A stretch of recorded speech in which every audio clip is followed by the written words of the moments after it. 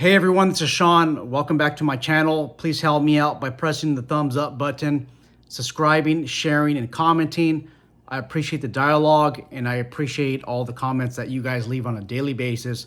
Thank you everyone for your support. I know it's been a long time since I posted a premiere video. This counts as premiere. I'm usually doing the YouTube live videos on my way from point A to point B, but today I decided to make this video because there's still some confusion. This is probably the 7th video that I made on Assembly Bill 1244. Guys, Assembly Bill 1244 is the law. It's a law in California. The Bureau of Security Investigative Services, which is the regulatory arm for private security, private investigation professionals in the state of California, determined that January 1st of 2024 is the effective date of AB 1244, even though we all believed that it was going to be effective January 1st of 2025. I have read the BSIS. Now, BSIS stands for the Bureau of Security Investigative Services. I have read the BSIS report. Every single year, BSIS has to provide a report to the Department of Consumer Affairs as to its productivity, maybe issues that they're running into, and statistics. The BSIS disclosed to their higher-ups, which is the Department of Consumer Affairs, the director. So the BSIS chief reported to the Department of Consumer Affairs director that effective, listen carefully, January 1st of 2025, that would be the effective date that the new AB 1244 requirements would actually be the law. So let me make this clear. January 1st of 2024, the BSIS determined that AB 1244 was going to become effective on that date, even though the BSIS chief reported to the the Department of Consumer Affairs director that on January 1st, 2025, it would be effective. Matter of fact, I want you to check out the description box below, and I will leave a link to that actual report. Guys, this is an official document. This is supposed to be certified as true and correct to the best of BSIS knowledge, and it's absolutely not a typo.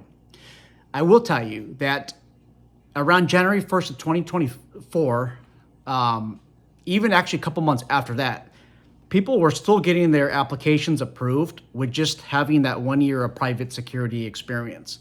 They were getting it approved like March, maybe some of April, and all of a sudden, BSIS is rejecting all of the applications that don't involve, where you don't involve, or you don't qualify under the new standards. And there's a lot of people that fall into that predicament.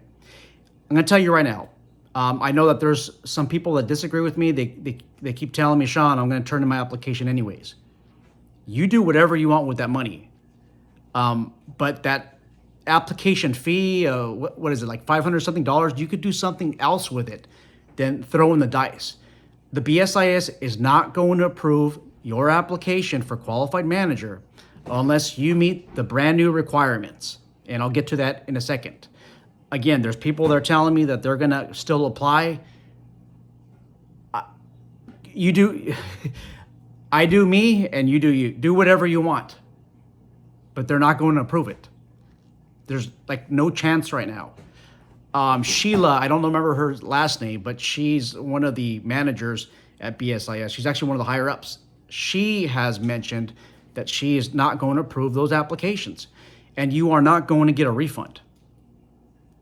Also, what really is disturbing here is the applications, okay? When you, like right now, if you were to download the application, they may have made a revision, but a few weeks ago, it's still the old application that tells you that you only need 2,000 hours. Which is your 1 year of private security guard experience to qualify. So applicants were applying based on what that application states. They were also applying based on the Department of Consumer Affairs report that was reported to the the Department of Consumer Affairs director, which was falsely made to them. They're reading that information and they're relying on that information, and that can involve a lawsuit. Should it be time right now to prepare for a lawsuit? I don't think that you should go that route. Lawsuits are expensive, and there's no guarantee that you are going to win in that lawsuit. Now, you might be saying, Sean, what are the new requirements? The new requirements is that you need to have 2 years of general private security or related experience. 2 years. In addition to that, you need to have 1 year of private security management or private security administrative experience under a licensed and current PPO. A PPO is defined as your private security company. They need to have a PPO license. According to the letter of the law, your experience in New York, Florida, that doesn't count. That does not count. Your law enforcement experience does not count. Actually, at USC, they have a new director of public safety, and they're basically semi-sworn law enforcement at USC. They're actually one of the largest private security employers that are out there for a university. Their new chief that they hired about a year and maybe 5 months ago, I don't believe that she has any private security experience. She has experience as being a chief from another law enforcement agency in another state, but she wouldn't even qualify. So there's those new requirements.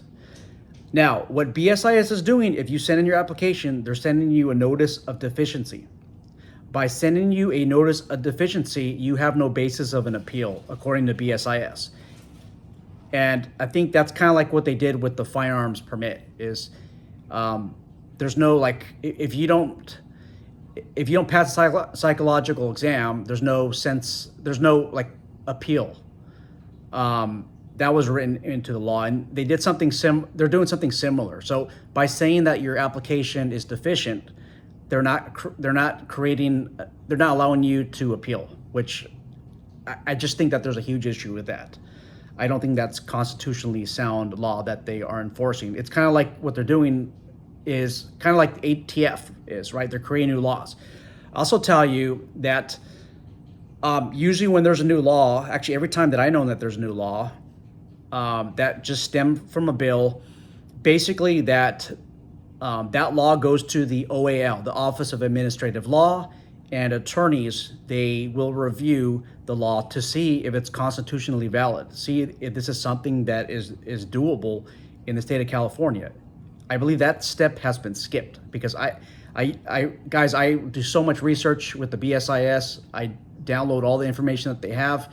Maybe it made it that way. Maybe it didn't, but I just don't think that they did. Usually a bill like this would see the OAL probably around September, October, and then it would become effective. It would be enforceable. The law would become in use November of that year. So even if they wanted to make a January 1st, 2024 date, the standard practice is the OAL will review it September, October, and then come November, they would say yay or nay to it. And then it would start being enforced. I believe what they're doing is unconstitutional. I believe that there should be some type of litigation. But right now, if you're trying to start a security company, I wouldn't put all of your hope into a lawsuit, all of your effort, all of your financial resources. Now, this doesn't mean that it's the end of days for everybody. It doesn't mean that you'll never start a security company. You just have to get that 1 year experience under a current and licensed private patrol operator. What gets me kind of upset is that they included administrative experience. So your secretary, your private security secretary, that's the secretary to like a director of security, that person would have that experience. They would have the administrative experience because when you're administrative secretary, you're doing a lot of administrative work. So that administrative secretary probably has a better chance of getting qualified as a qualified manager. By the way, you need a qualified manager license to operate a private security company in the state of California. But I think the secretary probably has a better chance of getting that license over anyone else, even the people that are out there actually working, like work in the field. So what can you do? Okay, how do you get this administrative experience? How do you get this management experience? Guys, ask for more work when you're with your employer. Try to get that administrative work. What qualifies administrative work? I can't even tell you because the law is very vague. But in my honest opinion, that would include scheduling. Okay, if you're out there, you're scheduling officers for different shifts. That is part of management. That's part of being an administrator. Okay, you're doing payroll. You're collecting timesheets, or you are observing the time clock and you're reporting that to maybe human resources or the higher ups. That is part of payroll. Payroll is part of an administrative and managerial task. Okay, now if you're supervising people, I would also argue that that is also a management task. Okay, you're overseeing the work of others, and I believe that should even qualify. Let me think off the top of my head what else would qualify. If you're also your private security officer and you're part of negotiating contracts with the client, that is an administrative task. Most private security officers that are working the footbeat, so to speak, they don't do contracts. So if you have any part of contracts, maybe you do contract writing, maybe you write the post orders. That's administrative tasks. And everything that I mentioned right now, guys, if you're in private security, you should be volunteering for these assignments and requesting to do these assignments through email and getting an approval through email or text message. Save that information, because I just think that when it comes time to you applying and trying to show that you have that qualified manager experience, I just believe that a lot of employers will say, no, he's just a security guard. He just patrolled the post and that's about it. You're going to have to save that information. So if you guys are serious about this, and guys, you know that I run a business, you don't need any of my services to help. You can hire me and I will review your application. And again, this is a risk. I mean, I can always review your application, take out what's not needed. Keep in mind that almost 100% of applications that are sent to me have some type of deficiency in itself.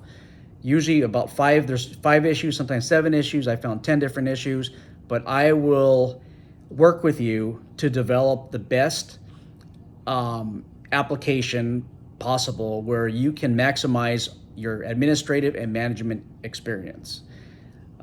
If you don't have management experience or administrative experience, I can't help you. But again, if you're volunteering for these assignments, I might be able to help you a lot more. But I will definitely work with you for sure. Okay. Now, if you're signing up for these administrative tasks, make sure that you guys are keeping hours of that.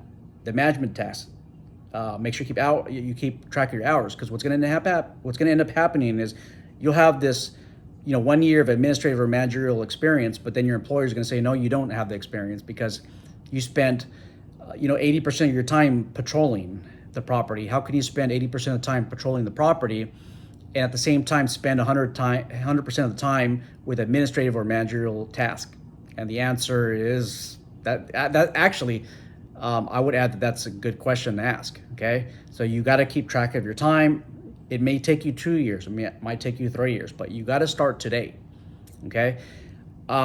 If you guys need any resources, check out my website, crimebullet.com, crimebullet.com. I'll leave a link in the description box below. Once again, you can hire me to review your application, and I will look at your application to see how we can maximize your experience. So shoot me an email if you guys have any questions at all. That's all I got. All right, guys, take care.